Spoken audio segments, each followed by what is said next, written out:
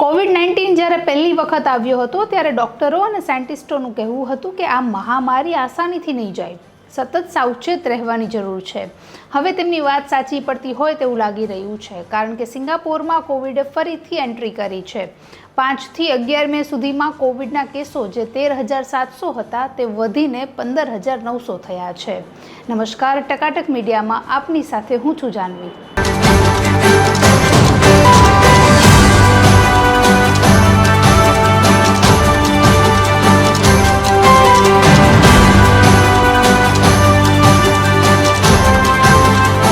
સિંગાપોરની સરકાર પણ પરિસ્થિતિ પર બાજ નજર રાખી રહી છે. જે કેસો 5મી મે સુધીમાં 13,700 હતા તે માત્ર 6 દિવસમાં જ એટલે કે 11મી મે સુધીમાં વધી અને 25,900થી પણ પાર થયા હતા. આ પરિસ્થિતિ છે તે સતત કાબુ બહાર જઈ રહી છે, કારણ કે એક દિવસની જે સંખ્યાનો સરેરાશ જોઈએ તો સૌથી પહેલાં જ્યારે શરૂઆત થઈ કેસો આવવાની ત્યારે લગભગ રોજ 181 જેટલા દર્દીઓ હોસ્પિટલે આવતા હતા અને સારવાર કરતા હતા. પણ હવે જે રીતે પરિસ્થિતિ આગળ વધી રહી છે, પરિસ્થિતિ બેકાબૂ બની રહી છે, ત્યારે રોજના લગભગ 250 જેટલા દર્દીઓ સિંગાપોરની ગવર્મેન્ટ હોસ્પિટલમાં સારવાર માટે આવે છે. ત્યારે તમામ સરકારી હોસ્પિટલોને પણ સૂચના અપાઈ દેવાઈ છે કે કોઈ પણ જે કેસ હોય અથવા સર્જરી હોય તે અર્જન્ટ હોય તો જ લેવી, બાકી તેમને ખાનગી હોસ્પિટલમાં મોકલી દેવા. આ પ્રકારની હાલ જે પરિસ્થિતિ સિંગાપોરમાં આવી છે, જેનાથી ભય અને ખતરો આખા વિશ્વને છે, કારણ કે જે પ્રમાણે પહેલી લહેરમાં કોરોનાનો ચેપ બધા જ વિશ્વમાં ફેલાયો હતો, લોકો તેમાંથી બાકાત નથી રહી શક્યા. તો આ વખતે પણ હવે જ્યારે સિંગાપોરમાં કોરોનાએ એન્ટ્રી કરી છે તો આગળ જતાં પરિસ્થિતિ કેવી રહેશે તેના પર બધા જ દેશની નજર છે.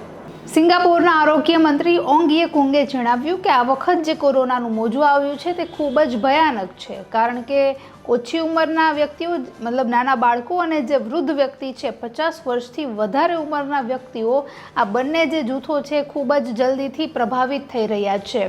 આ ઉપરાંત આવનારા 2 થી 4 સપ્તાહમાં એટલે કે જૂનના અંત સુધીમાં આ જે મોજું છે તે ખૂબ જ વધારે ગતિથી આગળ વધવાની પૂરેપૂરી શક્યતા છે.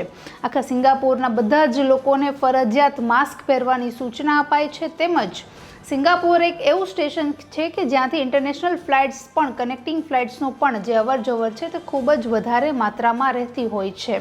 તો તેના કારણે જે બીજા દેશના લોકો સિંગાપોર આવે છે, ફ્લાઇટ્સ અને બધી જે બીજી સુવિધાનો ઉપયોગ કરે છે, તેનાથી કદાચ હવે આ ખતરો છે તે આખા વિશ્વમાં ફેલાવાની શક્યતાઓ પણ ખુદ સિંગાપોરે વ્યક્ત કરી છે.